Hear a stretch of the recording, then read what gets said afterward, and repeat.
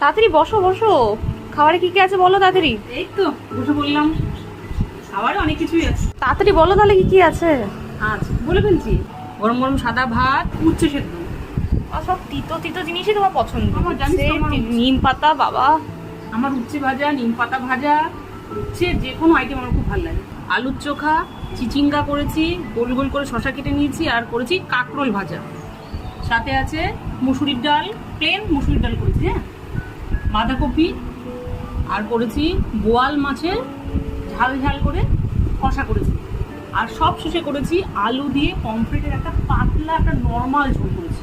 বল এবার কি দিয়ে শুরু করবো বল না বাবা। তেতো দিয়ে শুরু করো তাহলে। তো না না, এতগুলো আইটেম থাকে, কেটে দিয়ে খাবো। বোয়াল মাছের কষা দিয়ে খাবো, জানিস আজকে।